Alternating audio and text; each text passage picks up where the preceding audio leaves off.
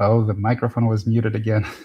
Sorry about that. Hello, my lovely seekers and finders, and welcome to the Way of Truth number 70. For those of you that are new here, my name is Artem Boytsev. I am a non-duality teacher. I live in San Francisco Bay Area. I teach the path to liberation through meditation, compassionate presence, direct transmission, and inquisitive dialogue. I host meditation retreats and I also see students at my home.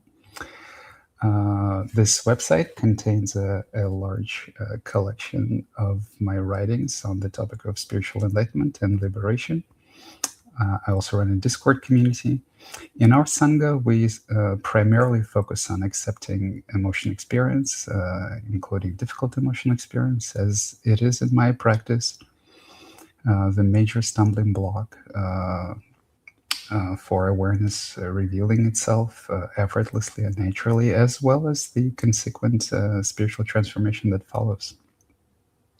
So these are bi-weekly satsangs. I do them every 2 weeks, and these are public meetings, so everybody is welcome to participate. By far the best way to participate is to appear live on stage. I will post a link in a second. So this is the link. So if you can go to this link, also you can scan this QR code. So this is a browser-based software. It's called Streamyard. All you need is a browser, and you will be able to join the conversation. I will bring you on screen, and you can ask me questions or share your experiences. And but if you don't want to do that, you can also simply submit comments in YouTube chat. We're being broadcasted on YouTube and Instagram. If you're watching this on Instagram, remember that the Instagram limitation is 1 hour. So after 1 hour, it will cut. We usually run a little bit over 1 hour. And so if you comment on YouTube chat, I'll be able to bring your comment on screen just like that and address it. So a couple of announcements, quick announcements. So just yesterday, an interview of mine with Maggie Gilovich from Humanizing Awakening. She's also the author of the book Awakening to be Human. Was posted on her channel, so it's also in the playlists interview and recent on my YouTube channel. So there I describe my spiritual path in kind of more detail than usual. So many people asked about it previously, and we cover a variety of different topics. So if you're interested, I recommend you watch it. I have a lot of respect for what she's doing and her approach as well to the human element of awakening, which is the most important element. So it was posted just yesterday. And also, we are also going to host private satsangs on my Discord server starting most likely next week. Those are going to be private, not public, not recorded. So they're probably going to be quite different than these ones. These ones are mostly conversational. They will probably also do more inquiry and emotional work. So if you're interested in private satsangs, if you're also interested in your privacy, please join my Discord server. So I don't actually have any guests in the room today, which is rare. So, but when this happens, I usually go into the backlog of questions that I have on my Discord server in the channel Questions for Artem. So let me bring it up and see if I can address some of them.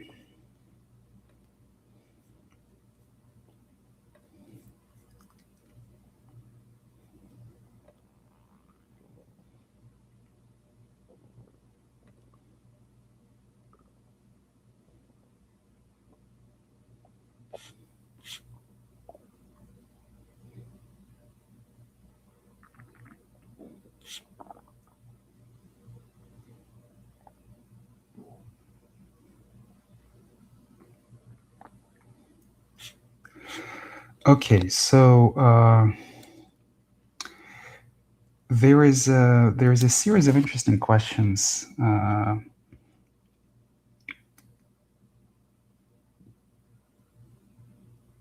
Huh.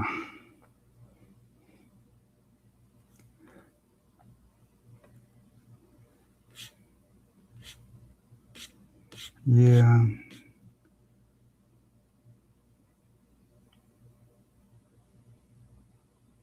Okay, there's a series of interesting questions from Yavuz and Paul. So I'll go on addressing them. So Yavuz is saying, regarding resistance or rejection of experience, outside of obvious external distractions,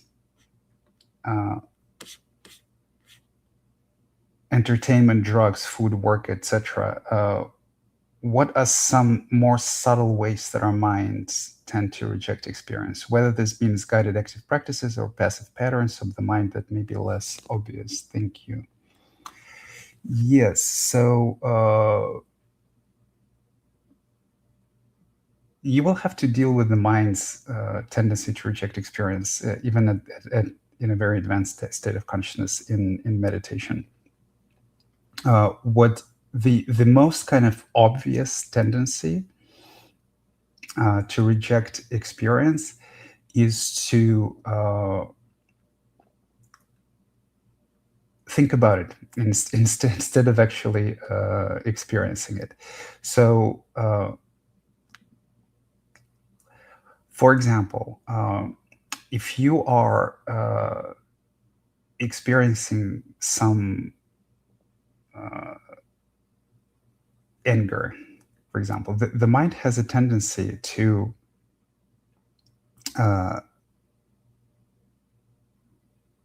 engage in a lot of rationalization and justification.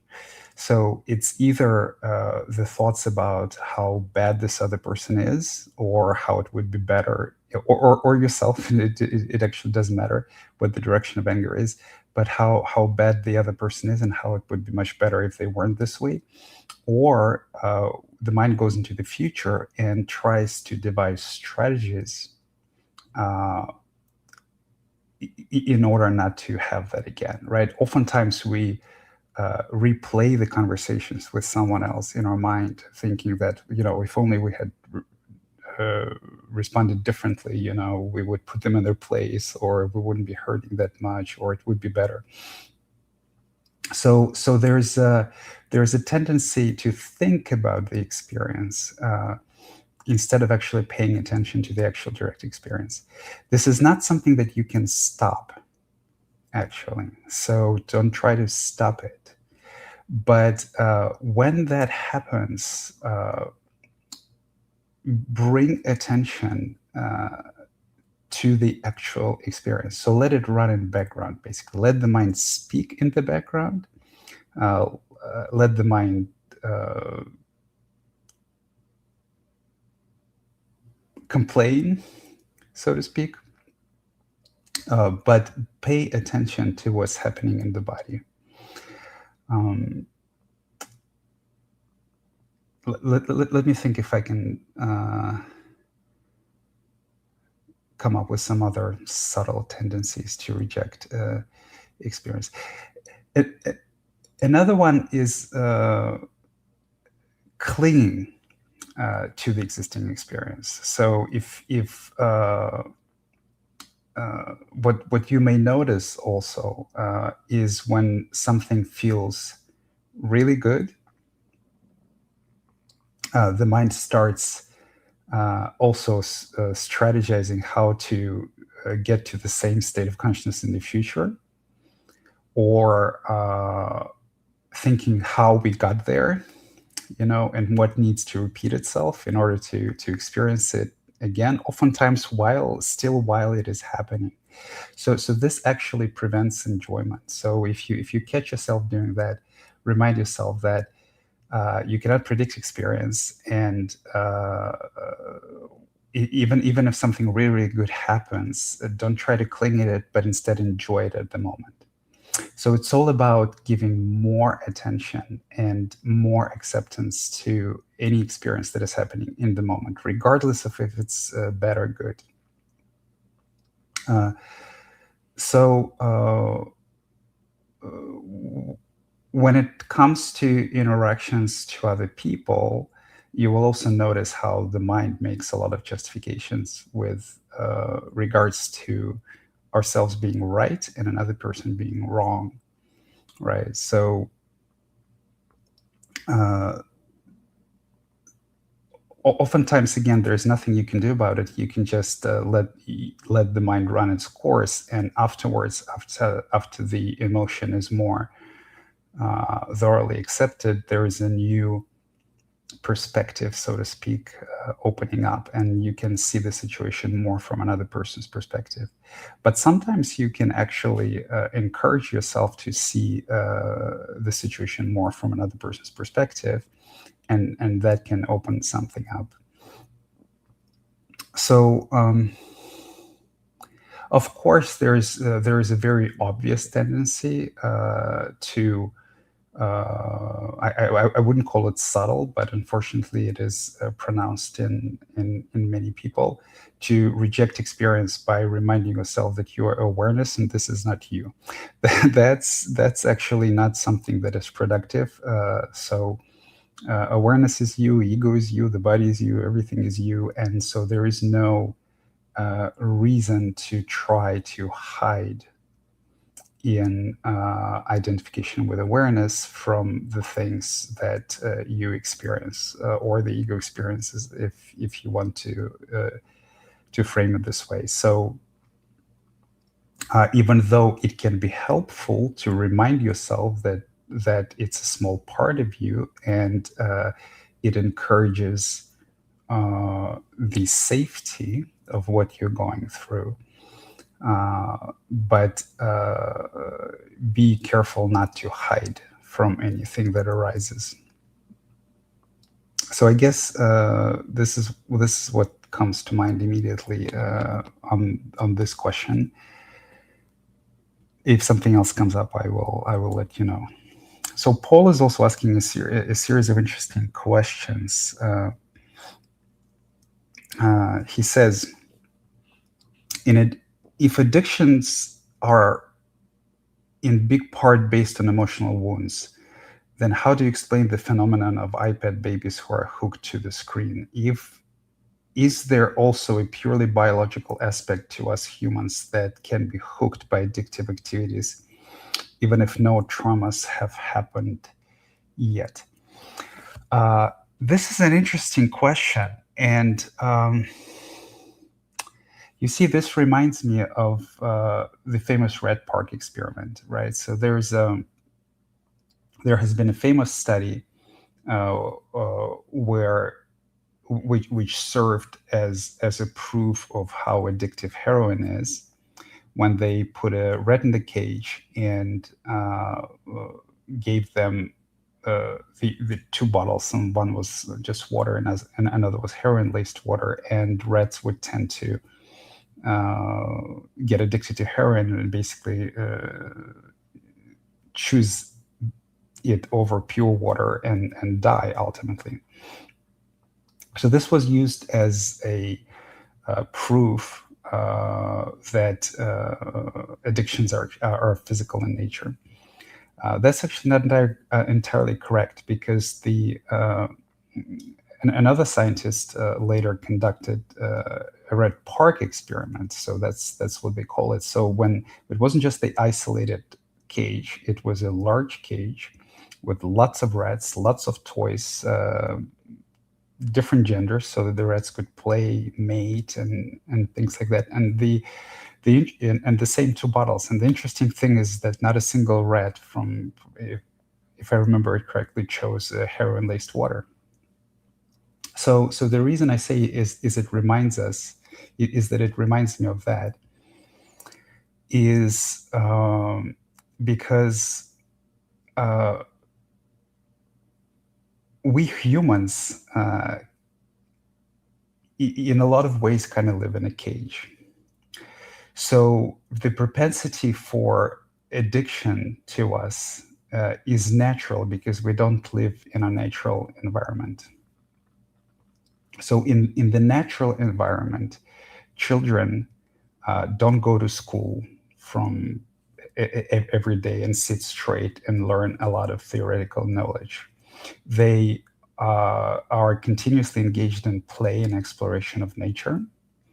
They don't live in isolated houses from each other. They do not only socialize mostly with their parents. There is much less level of authority that comes from adults. Of course, adults are much more, much stronger, and they quickly learn the lesson not to mess with them. But the adults also don't impose themselves on children with such consistency in terms of kind of upbringing and how a child should behave. Children learn their own lessons. So all of this is actually fascinating and very interesting for a child. The outside world, the nature, the socialization. We live in a very unnatural environment from this perspective. So just like this poor rat that is isolated in a cage, the propensity to addiction, in my view, manifests very early. So also, to your question, I wouldn't be so quick to assume that no trauma has been formed. Actually, in my experience, at least, and in my unfolding and dealing with my own unconscious, I can tell you that I realized with absolute certainty, and also I had a lot of very emotional experiences to that regard, that the conditioning started pretty much immediately. And when I say the conditioning, I'm not talking about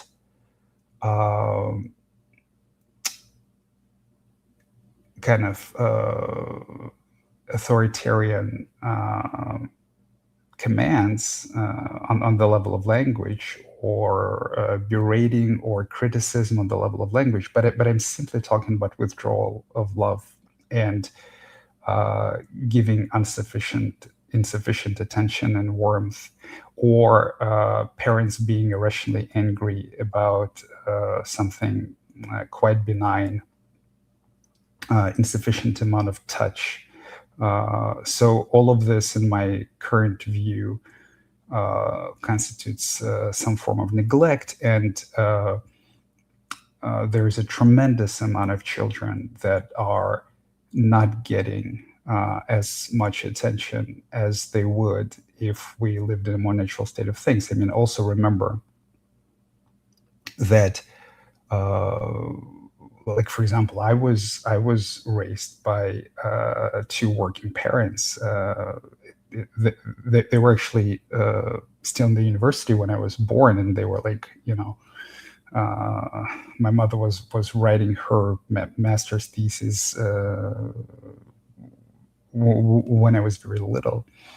So if we are talking about modern society, where people go to work every day, and I think that the amount of care, support, interactions, touch in many children are significantly less than it should be. So this also creates a propensity for addiction.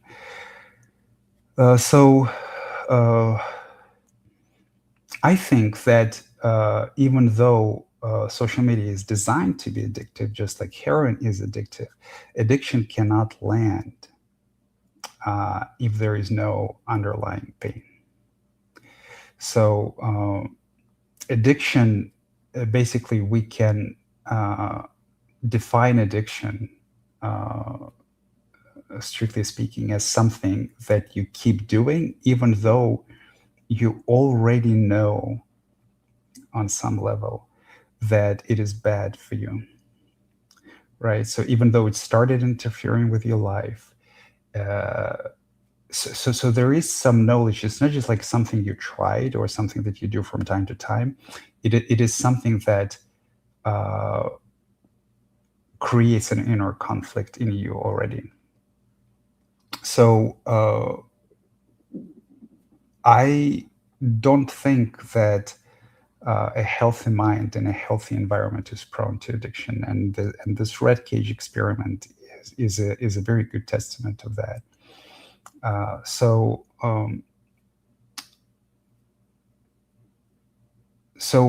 It's if we lived in a much more healthy natural environment, yes, quite possible that there would still be some manifestation of that, even if we had addictive social media. I mean, we probably wouldn't design it, of course, because people would have a sense not to let their greed go in front of the interest of the children. But even if we had something like this or unlimited access to sugar, yes, there would be some manifestations of this behavior, I think, to some extent, but nothing close to the epidemic that we're seeing right now. So that would be my response to this question. And then you also say, Artem, you say that guilt is a composite emotion which in part consists of sadness for the other person. Wouldn't that be false identification? I'm not sure what you mean here by false identification. It's not a question of identification. Actually, the question of identification is actually a very secondary question of spirituality. We feel that we identified when our attention cannot go elsewhere. That's all it is.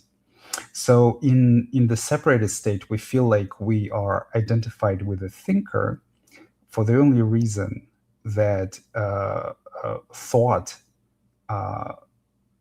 plays a role of some kind of illusory escape from all the things that we disallow ourselves to feel. So our attention is glued to thought in the separatist state as a sort of a refuge and an illusion that you can solve your suppressed emotion, that you can solve the pain by thinking about it.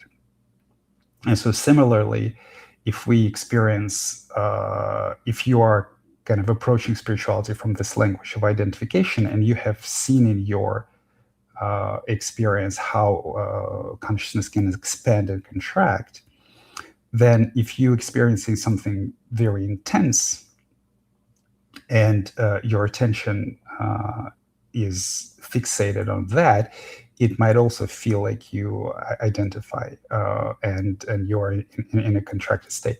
That's actually not very important, right? Identify, not identify, that doesn't matter too much. You see, if we always try not to identify, especially after awakening, the only way to do this is cling to this witnessing awareness, which is also a construct of the mind, and suppress all of the emotions and in fact suppress and reject the authentic process of healing. So my advice is not to think about it too much in terms of identification, but simply in terms of direct experience that needs attention and that needs to happen. You continue. Maybe I was too quick to answer. Let's see. Like we are the other person, even though we are not. No. Guilt is not about us being another person. Guilt. You continue. Can we really feel sadness for another person, or are we just imagining ourselves in their shoes and really feel bad for ourselves? Oh, okay. So that's what you mean. Yes. Maybe I was too quick to answer. Or would you say that sadness for another person stops when we're enlightened because we stop projecting ourselves into them? Or is sadness for other person alternatively something that is wired in our nervous system, just like other base level emotions? Yes, I see what you mean right now.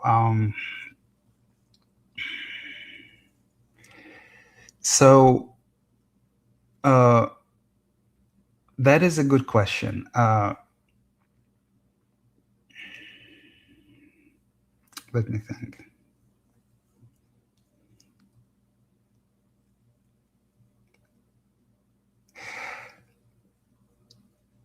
I think fundamentally, feeling sadness for another person and imagining ourselves in their shoes and feeling really bad for ourselves is the same. Yes, that's basically empathy. So empathy is the ability to understand that if you were in somebody's place, then you would feel similar things, and to some extent, the ability to feel it too. So.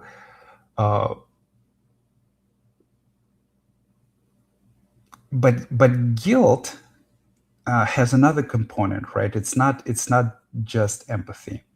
It is somewhat stronger, right? Because what you're talking about, I think, is biological. Yes, because we're a social species. Uh, I would not feel good witnessing in person cruelty to someone else. Regardless of how enlightened I am, it would still be an emotional experience, and this is normal. But guilt has another approach to it, another aspect to it, which is connected to the past. Because if you experience an authentic guilt, it means that you have somehow contributed to the situation and you were wrong. So that's an important element. That's why the sadness. So you can say that the sadness is just for another person, but if it's just for another person without your contribution to it, then you can just call it empathy. You can call it compassion. But in case of guilt, it's simultaneously the sadness, not just for another person, but also for you not knowing better in the past and for your contribution to the situation. Which is oftentimes, which is why I said it's a combination of sadness for another person and anger towards yourself for acting this way. So you could say that in case of guilt, the sadness is both for another person and for your own past ignorance. So I hope that it answers your question. And then the last question, which is connected to your first question from you, and then we'll also have a guest and some questions in the from the audience, is this. It's also from Paul. When you talk about the natural state, is that only how we treat each other, or is that also about living circumstances, like living in nature, hunting animals, the diet we eat, etc.? So this is connected to your first question about the babies being well, not the babies, but the children being addicted to iPads. Oh, actually, maybe you were talking about babies. Well, I'm not sure what you were talking about. I was mostly talking about children being addicted to iPads. So yes, when I speak about the natural state, I also speak about how we live, and I'm not trying to say that science is the human development, progress, technology, science, that those are all bad things. Those are all wonderful things, and look at what we have achieved with them. Healthcare, the quality of living, the comforts, also the incredible expansion of our curiosity about the world and the university. This is all very exciting, very interesting, and it's a blessing to have such a potent mind that can explore the outside world with such efficiency. This is all wonderful. However, the way that we live is not because we are so smart, but because we are suffering so much. And when I say because we're so wounded, and when I say the way that we live, I mostly refer to, first of all, social isolation. So it's actually not natural for us to live in what they call, nuclear family. It's much more natural for us to live in small communities. Communities can be large, it can be small, but the social isolation when we are living in very, very small groups of like 2 or 3 people is not natural for us. Secondly, it's not natural for us to focus our life on work, on contribution, especially in the way that it is being exploited to enrich the already powerful and rich. It's not natural for us to care so little about each other, and it's not natural for us to live not in a harmony and understanding of nature, but in ruthless exploitation of nature. So that is actually that stems from the same source as the exploitations of each other. So it's a kind of a careless disregard for nature and for other human beings that always backfires. You see. So it does not mean that you cannot apply scientific method. It does not mean that you cannot that you have to like live in a completely natural state like an ape would do. But even when you apply the scientific method to it, kind of rigorously and authentically and sincerely, that a lot of things come out, and a lot of things came out in the last few decades that actually understanding nature and live and coming up with ways that are harmonious and take into account what other animals or living beings, plants need and want, rather than ruthless exploitation of it, actually yields much better results. So, for example, the way that we do agriculture with monocultures, with pesticides, with kind of depleting the soil of its natural resources, it is actually a much less efficient way to do farming than to do it in the way that creates a much more healthy infrastructure and much more healthy kind of biological environment with a richer soil with variety of crops, and you can find similar observations elsewhere. So it's the ruthless disregard. So if we actually it doesn't even need science, strictly speaking. It just needs the ability not to ignore what you're saying, right? So the ability of careful observation and appreciation that those are all living beings. You see, so once you have this ability, then you are naturally more grateful for what you're receiving, and you naturally go into the direction of collaboration rather than exploitation. So the issues that we see with the world are also coming from that. So it's all of our excesses, right? So the global warming, the pollution, and it's also a manifestation of a suffering, because it's very difficult to do so while you are suffering. It requires objective observation of the outside world, and it's very difficult to be objective when you are self-obsessed about what is going on with you and how you are suffering yourself. And so historically, that has been kind of the state of humanity. So as a consequence, we have built a very unnatural living situations for ourselves. Like, for example, I live in American suburbia. Even though there is quite a lot of greenery there, it is still mostly asphalt, right? So it's actually also not natural for us. It's to live in an environment that is that is paved throughout.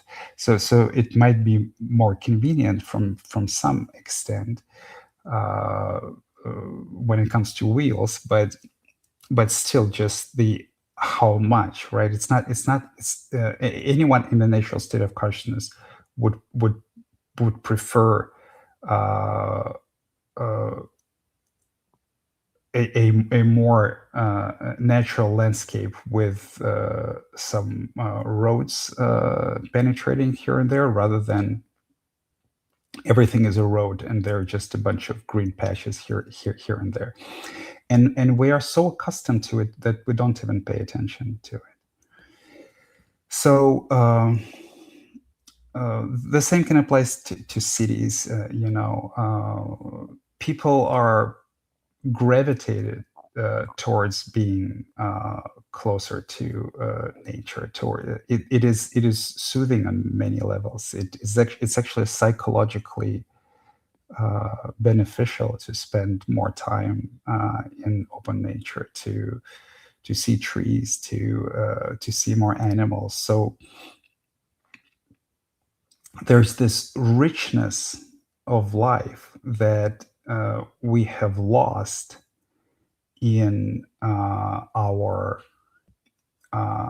quest for convenience, and it's not even a contradiction, right? So it doesn't mean that the only way to be exposed to this richness of life is to forego some of our conveniences. It's the fact that when we pursue our conveniences, we tend to, again, disregard actually what makes us happy authentically, and the connection to the natural world, basically. And so we tend to be dismissive of our needs to feel in the natural world. We build houses with small windows, and we tend to be exploitative of the natural world. So we tend to develop this oppositional view of the natural world. This is something to be conquered and exploited, rather than that this is our cradle, and this is something to live in harmony with, and this is also the source of all our food, for example. So yes, I speak much more broadly about the natural state. Yes, there is a natural state of consciousness, but also there's a, let's say, more natural state of living, and because we as human beings are not in the natural state of consciousness, then we created the living environment for ourselves, which reflects that. And that actually makes it harder to awaken, of course. And many people, myself included, when they awaken, they go through extensive periods of grieving about, at least I did, about how we actually live, and a call to spend more time in nature. There could be some disgust and anger at artificial environments. And of course, all of this dies down sooner or later as you work through it. And right now, when I visit a large city, it's even a fun experience for me. I don't experience any energetic difficulty at all. But at the very beginning, it was, and also for my wife too, it was kind of an energetic experience to go into a big bustling city, which wasn't pleasant. Okay, so I hope this answers your question. And now we have a guest in the studio, and I also have a few comments which I will address. So before I do that, I would like to do a little interlude, and as usual, I'd like to ask you to do a few things. So first of all, please like, share, and comment on this video. All of this helps me to reach more people who might benefit from exposure to me, from my teachings, other people on the spiritual path. Secondly, I would like to invite you to join our Discord community if you haven't already. I will post a link right now. We have a wonderful Discord community, which is very active, especially recently, and we'll be doing private satsangs there pretty soon. Here's the link. We're still on track, by the way, to have an in-person retreat in Northern California in middle of the May, and it will be announced in the Discord community. Then I would also like to ask you to support my work if you can. So please, if you can, please donate. This is the link that accepts tax-deductible donations. So we are, that's also the QR code. So we are a nonprofit organization, officially registered in California, and your donation, if you're in the US, at least with other countries, it's you need to look at it individually. Would be tax deductible to the extent allowable by law, and then also some employers can match your deduction. So if you can support us, especially if you can do monthly contribution, even if it's not a lot, it would help us tremendously. So I would be very appreciative of that. Those of you who are already doing that, it helps more than you know. So thank you very much. It really helps us focus on what's important and not on making sure that we can pay our bills every month. And then finally, I would like to invite you to schedule one-on-one meetings with me. So you can schedule them on the website, and I will also post the link here.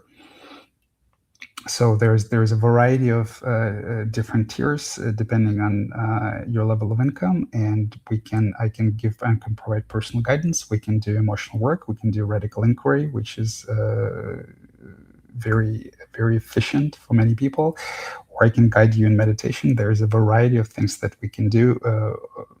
Most of the time, these meetings are very effective. So if you haven't done this in a while, or if you have a trepidation, if you're scared, that's usually is resolved within the first 10 to 15 minutes, and many people forget how helpful that can be. And so I would encourage you to do that.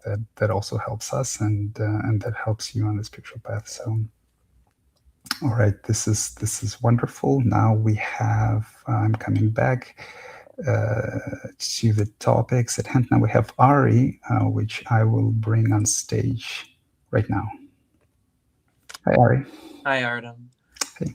I loved what you had to say about the natural state of living, so to speak, because I wasn't expecting you to say that, and it really resonated with me, actually, because I've spent periods of my life sort of like dipping my toes into more communal style living that's a little bit more in harmony with nature, and it's so different than the kind of abstraction of like, I don't know, like mainstream human life, you could say.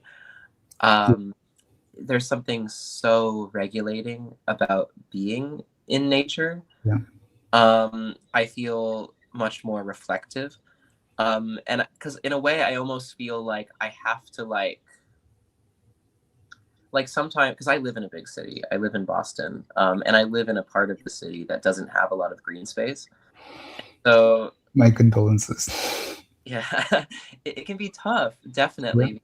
Sometimes it's like it's like my nervous system is monitoring everyone around me, and so it makes it a little bit difficult sometimes to like really be present to what's going on, or like there's emotion that arises when I'm in like a public place, and it's like I want to process that emotion, but I don't want to draw eyes on me because there's all sorts of things that can happen when you're dealing with people, especially in like today's sort of, I don't know, like very intense kind of state of things. So yeah, that was really interesting to hear. And sort of what I wanted to go into more detail about was what you said about physical touch. because you mentioned that children are often neglected and deprived of care, and that one of the things they're deprived of is touch. Yes. And, you know, I am somebody who I feel like for whatever reason,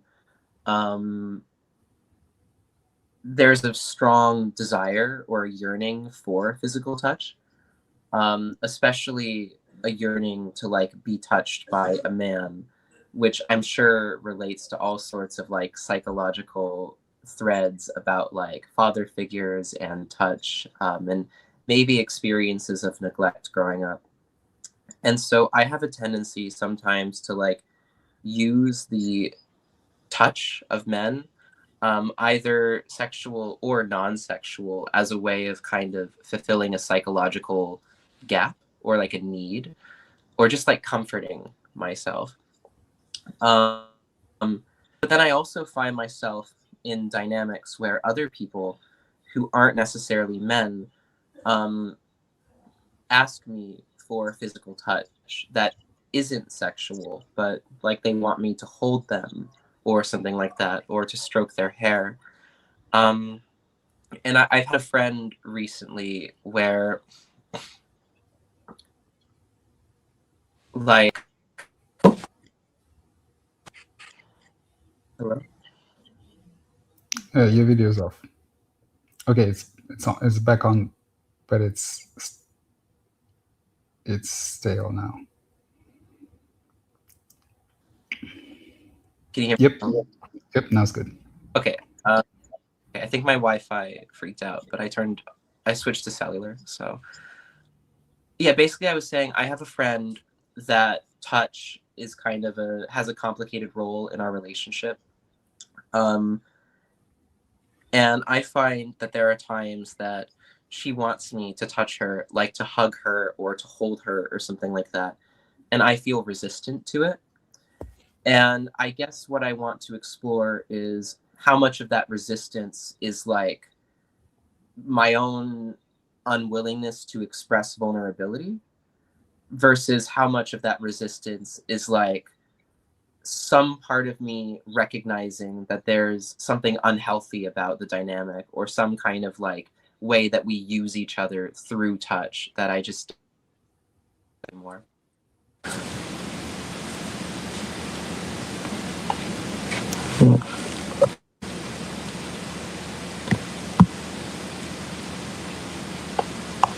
Uh-oh. Okay.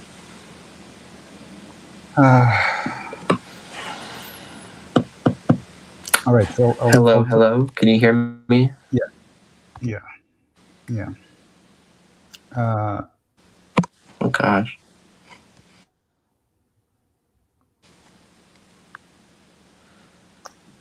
Okay. All right. So I'll start with the. I'll get to touch later. I'll start with the. I don't know if I'm cutting you off, but I can't hear or see you. I don't know if you can hear or see me. Okay. Sorry. Okay. I will. Yeah. There's some problem with connection, so I will bring and I will just respond to you. So I'll start with the first thing that you mentioned, which is about nature and big cities. Yes, I mean nature is a home. That's where we evolved. So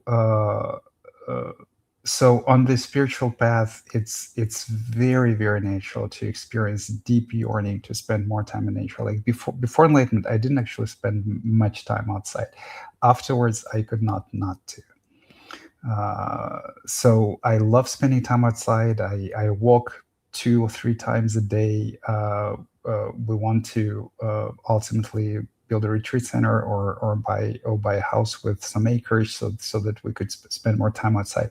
It's natural for us to spend a lot of time outside. It was never natural for us to live in these little boxes that we do everything in, and then we move to another little box, which is called the office. It's not natural for us to do that at all. And so there is something very deep going on when you're in nature. And yes, even though I can tell you that I no longer experience any displeasure when I'm in a big city, I can also tell you that it is absolutely natural to experience that and to be drawn to open spaces and to nature. And if you have the ability to do so, please do so. Right? It's not the time to like test your enlightenment by kind of see. You see, every time that we're deprived of something, we must satisfy it first before it stops being an issue. So because most of us are deprived from being in open spaces, are deprived from being in closeness with nature due to the natural lifestyle that we choose. Before it becomes effortless to be in a big city, this yearning, this deprivation should also be satisfied. It also kind of similarly applies to the issue of physical touch, actually. So the physical touch is very important. Not all people, but most people are, well, maybe not most, well, actually, probably the majority of people are significantly undertouched in childhood.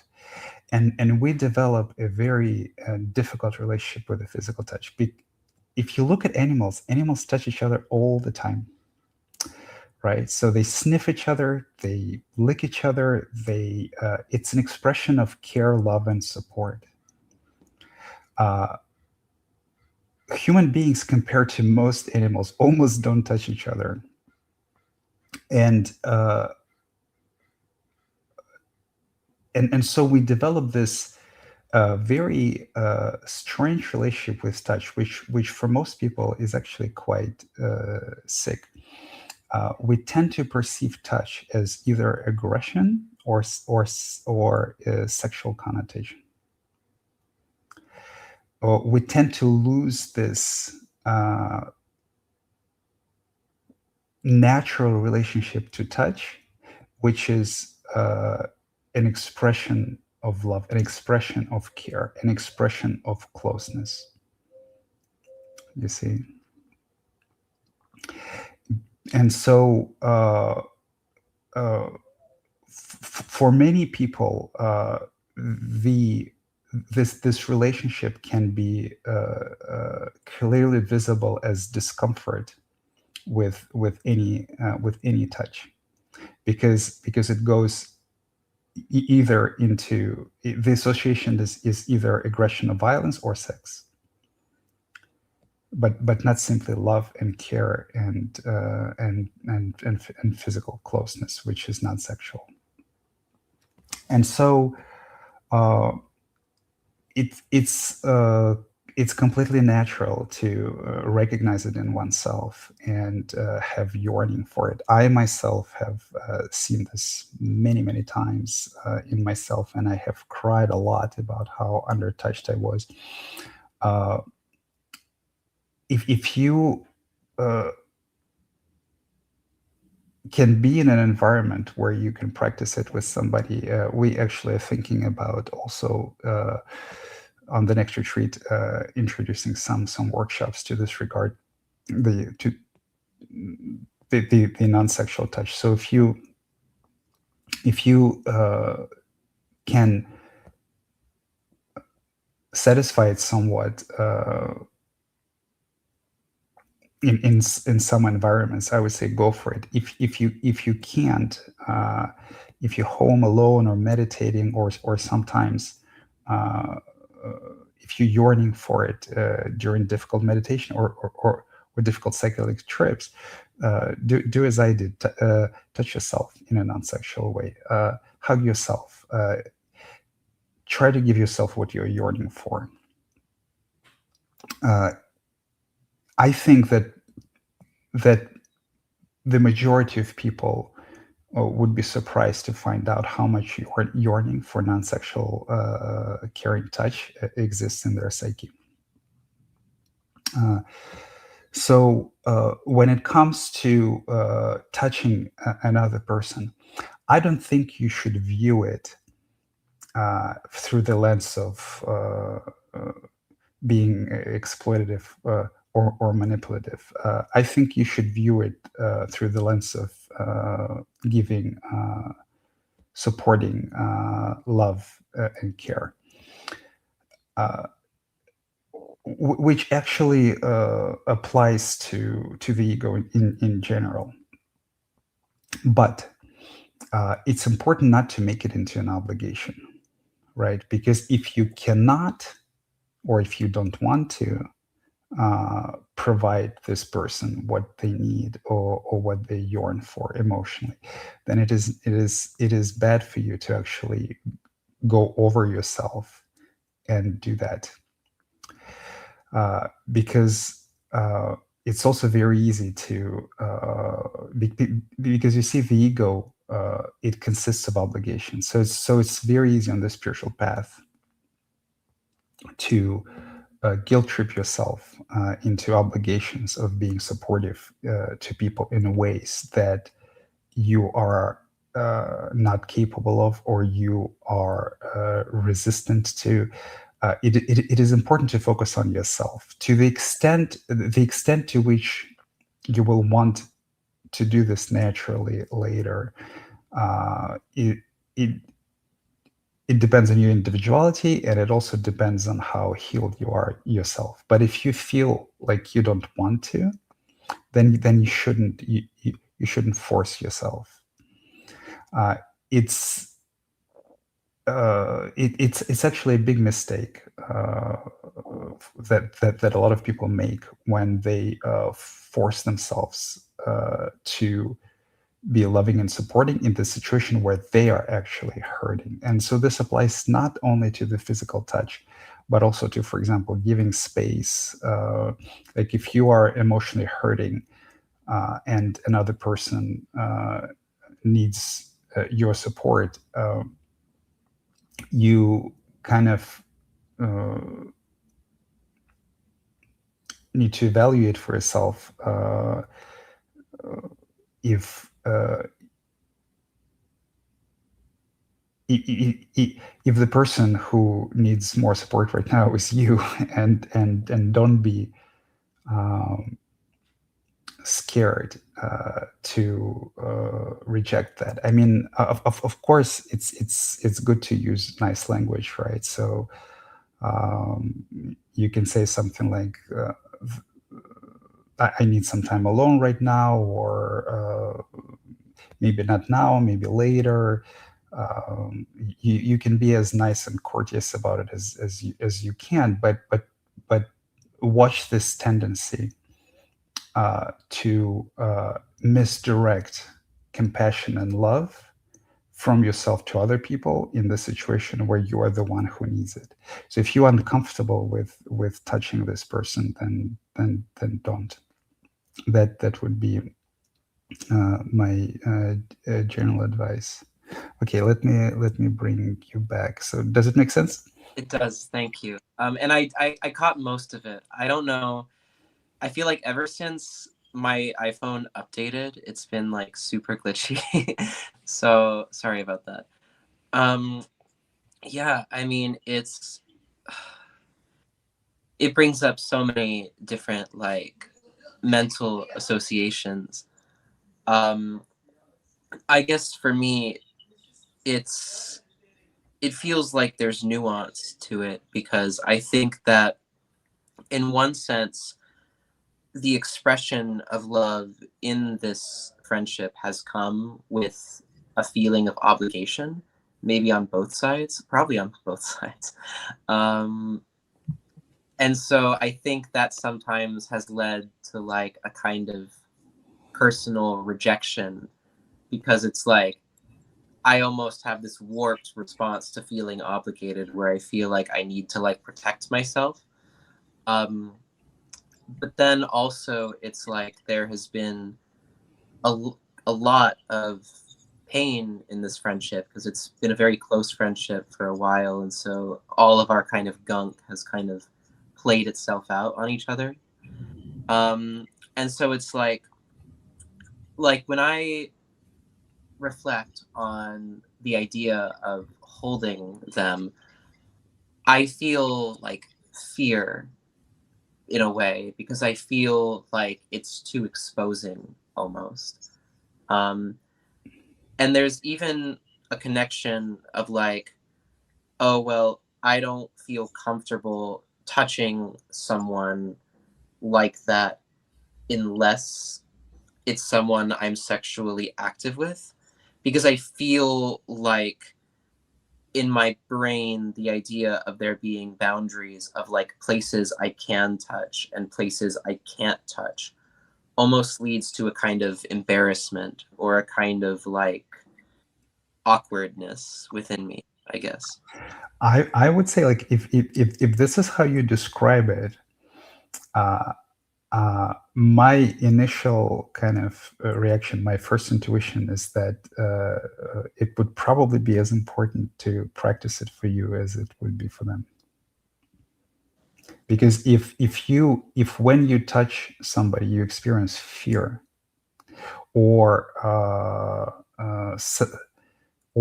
kind of there's an idea that you're not allowed to touch somebody unless it's in a sexual way, that could be a very productive area of exploration.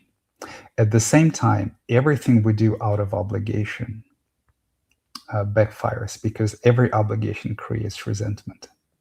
Yeah. So don't do that out of obligation to them, or don't do this out of obligation to yourself, but do this out of curiosity and exploration, right? Because you obviously are self-aware enough to see that this there is something there, that this is an issue in some way, right? So it's just a question of having a safe container to explore this issue. If you have a person with whom you're very much intertwined, and there's been a lot of obligation and resentment, sometimes, yes, the container would not appear safe. But generally, the fear of touch or the sexual connotations to touch are important things to explore. Yeah.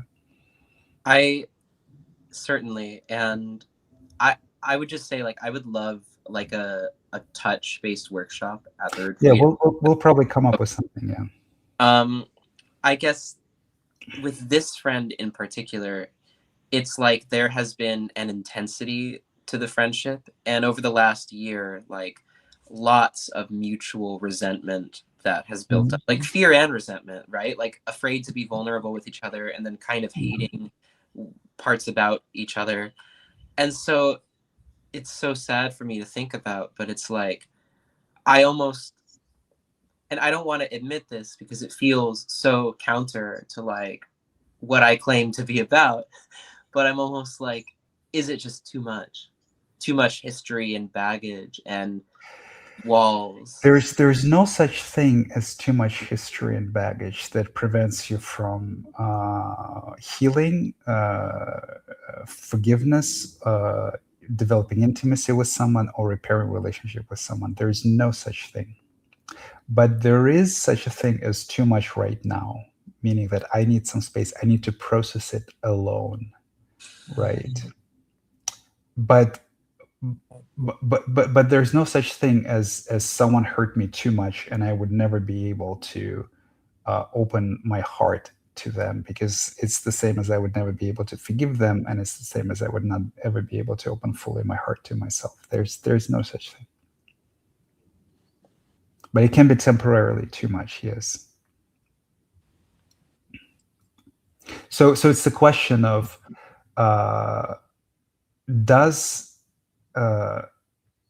it's always a question of increasing vulnerability and intimacy with yourself, and it's a question of, does engaging with this person right now help me move me towards this direction, even though it hurts, or if it's too much, then I kind of get closed up, and it's actually easier for me to open up and move into the same direction alone.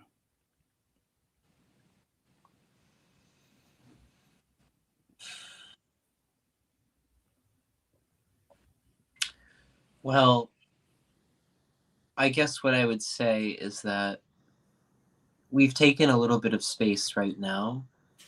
And so I guess maybe in response to what you're saying, my hope is that we can sort of like just slowly introduce meeting again, because we used to meet like multiple times a week. It was kind of a codependent dynamic.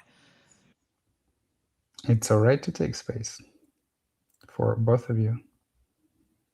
Then yes, it's quite possible. Oh, thank you. I appreciate that. That's You're welcome. a lot.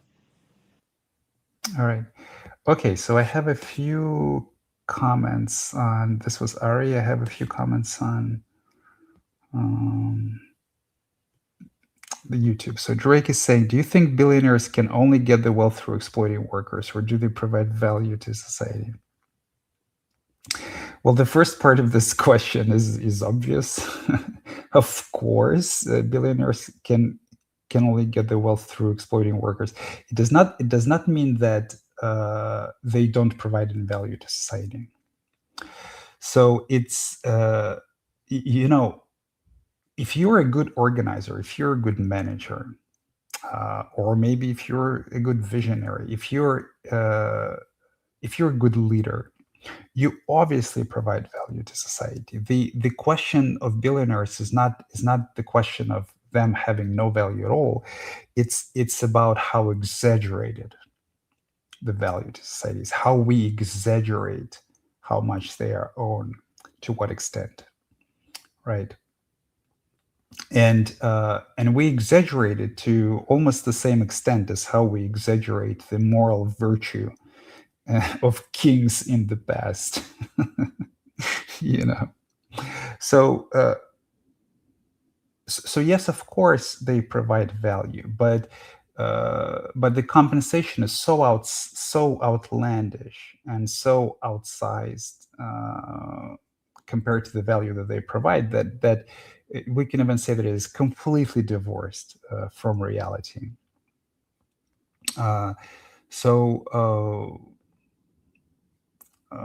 You could even make an argument that somebody who carries so much responsibility should be compensated more than an average worker, and that would have nothing to do with it, nothing to argue about. I would actually agree with this argument, but probably not 100,000 times. Probably not 1,000 times. They don't work 1,000 times more than an average worker. They're not 1,000 times smarter, and actually, their contribution is mostly managerial. Yes, they make decisions, but they don't make decisions in vacuum. They have people working for them much smarter than them, and without them, they wouldn't be able to do anything. And some of their decisions are just spectacularly wrong. So it's almost a cultish culture. It's a cult of entrepreneurs. It's a cult of businessmen, which is. It used to be a cult of power. Now money is power. So we moved to the cult of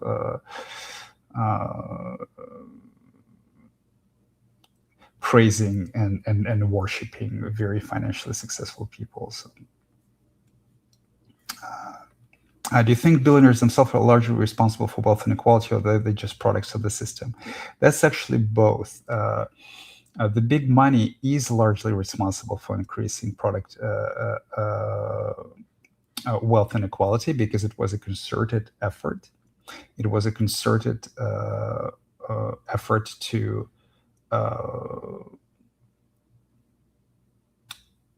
propagandize and brainwash the population into kind of worshipping the businessmen. It was concerted efforts to lobby the government to lower taxes, to give all sorts of handouts, and to give more and more rights to corporation. It was all a very concerted effort for power and control and more wealth.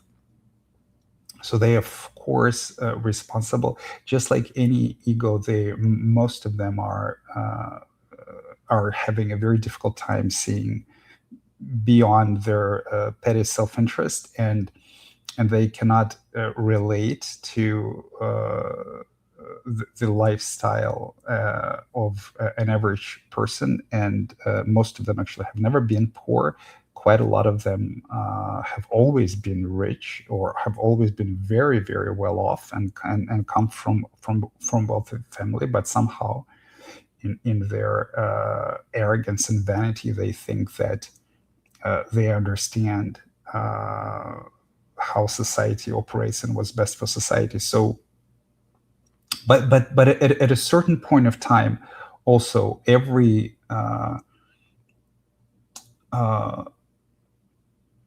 culture starts recreating itself, right? And so of course there would also be, especially now, because this process started a long time ago, there would be billionaires that are just the products of the system, but still, even if they are a product of the system, quite a lot of them would buy into the system. They're actually, just to illustrate, there's a surprisingly small number of billionaires who actually come out and say things like, we should tax wealth more. Income inequality is a huge problem. There are a few, at least, that talk about this openly, but compared to the overall number of it's pretty much nobody. So this is a good illustration of how ballooned their egos are, and how out of touch they are. They have become,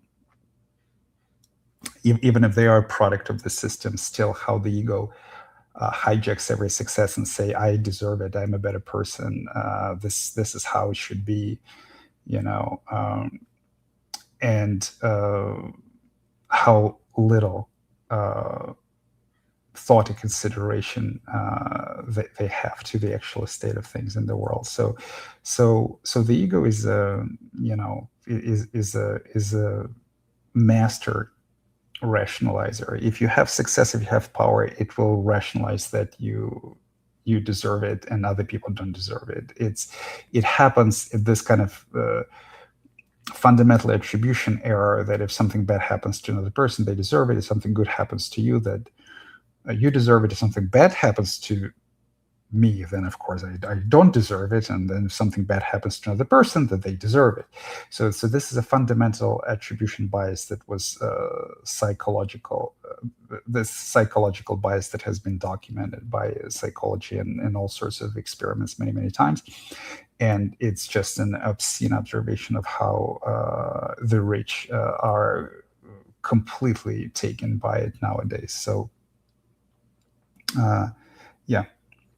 So Ham says, my blood pressure goes so low on psychedelics that I need to squeeze my glutes and hamstrings like crazy for 40-60 minutes, then it stops. The physiological sensitivity or reliving the trauma?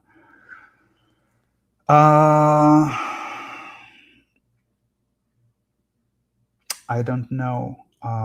I would, to be honest with you, if I were in this situation, I would get a blood pressure monitor. So first of all, to distinguish if it is actual physical blood pressure that is dropping, or if it's sensational. So if it's just something that you feel, and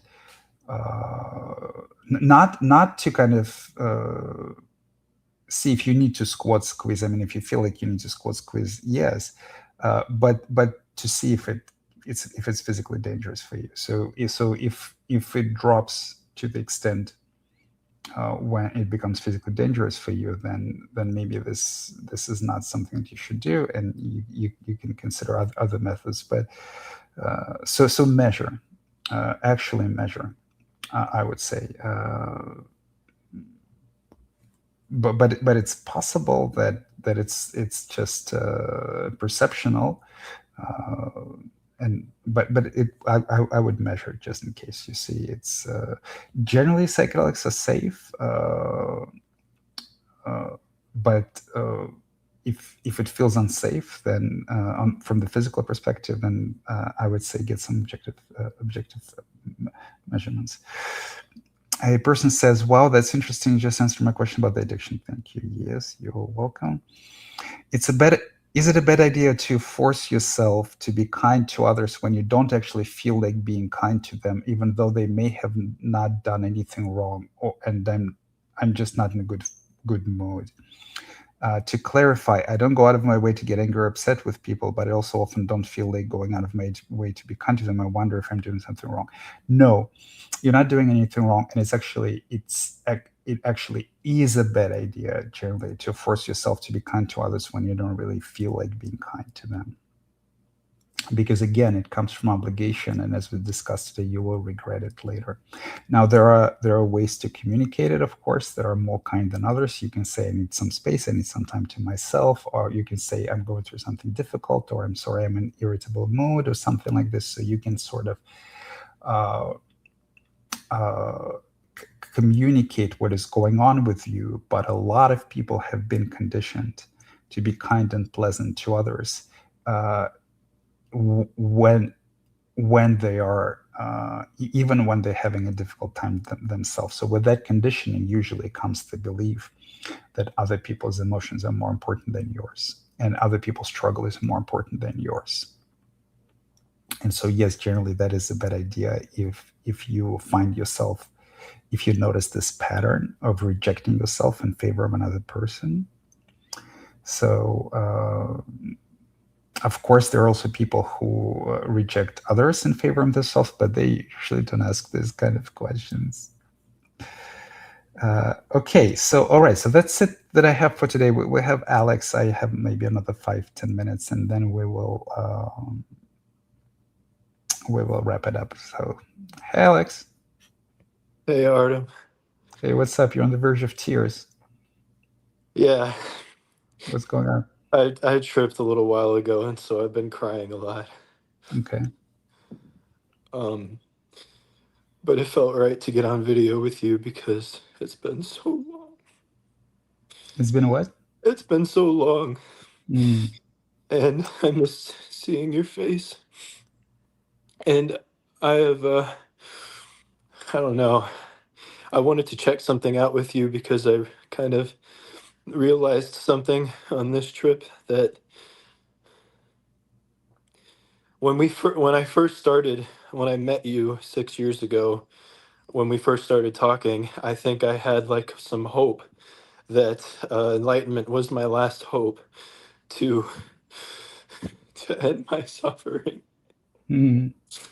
And I think a spiritual identity developed out of that I was unaware of, like Yep. many, many, many times unaware of.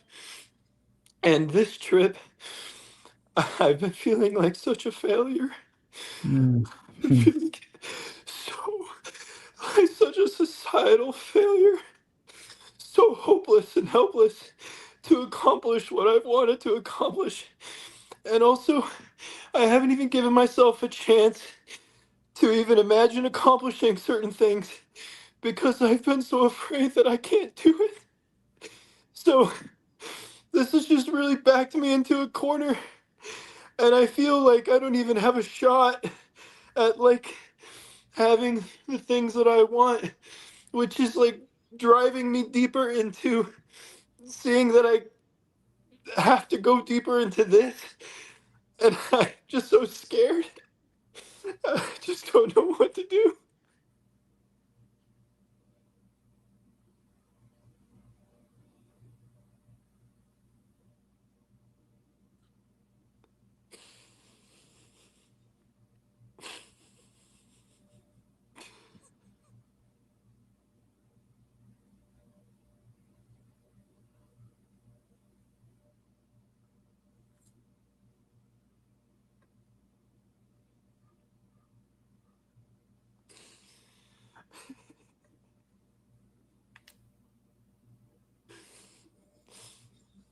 You know, I have this job that I'm completely dissatisfied with and know that my heart isn't in it. I have a deep-seated fear of women. I have confusion about what I really enjoy, what I want to do with my life. It's like nothing. I feel like I just don't have anything that's going to get me there. And maybe this is exactly what I need to do. But it is so hard. It's like, how many more times do I have to cry? I've had a hard life. I've had a really hard life.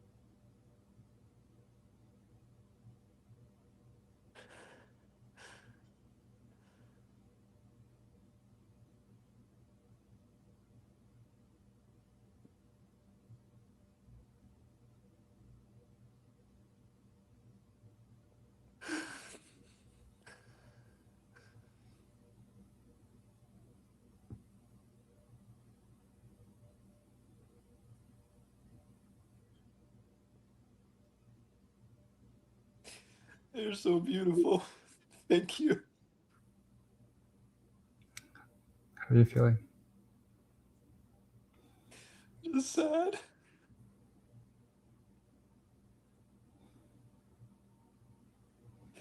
Just sad.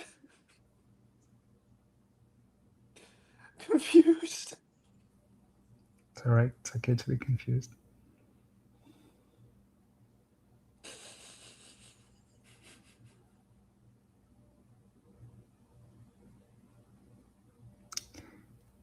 Take some time to meditate and properly integrate what you have seen.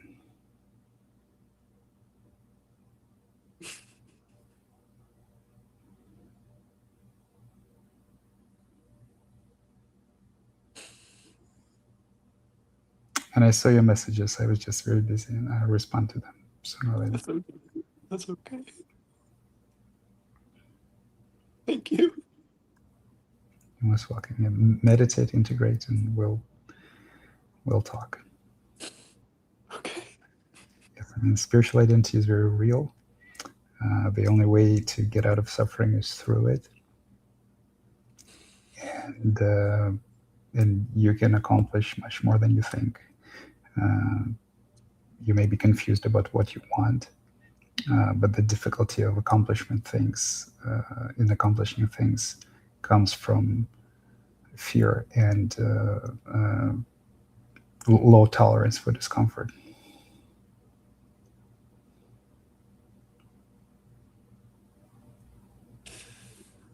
Yeah, I've been very afraid. What's that?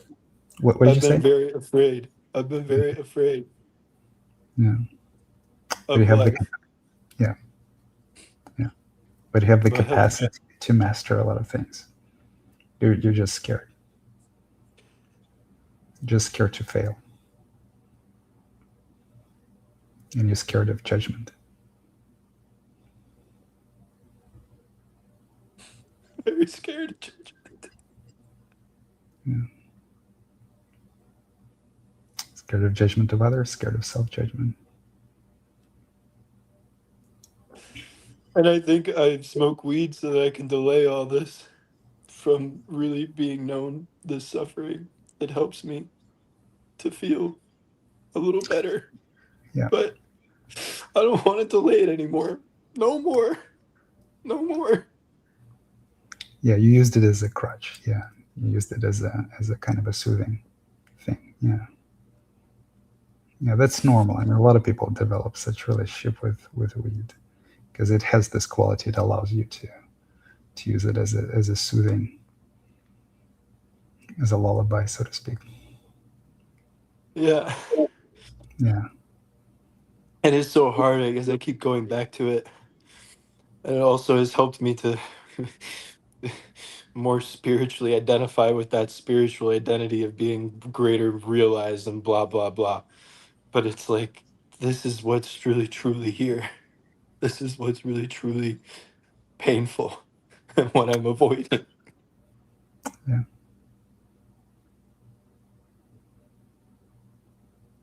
That's right.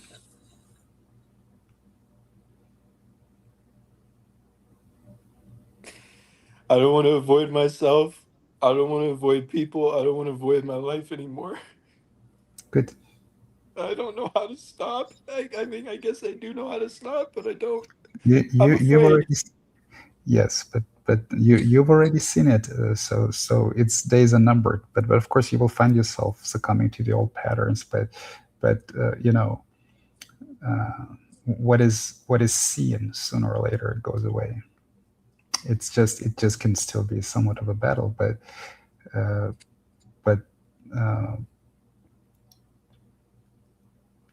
it's impossible to resolve anything that is not acknowledged. So acknowledging it is always the first step.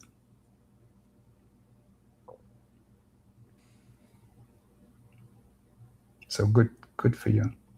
Good for you. But I would still advise, take it slow for the next few days, meditate, really integrate, and see how it goes from there. Okay. Thank you so much. You're welcome. Bye-bye. All right, so there was Alex. Ham says, by Alex. Ham says, yes, it was measured. So you're talking about blood pressure. So I assumed that it was measured and found out to be in a kind of a dangerous. Yeah, that's the first time that I hear about it, about something like this. I would certainly not advise using psychedelics if your blood pressure being measured goes into dangerous territory.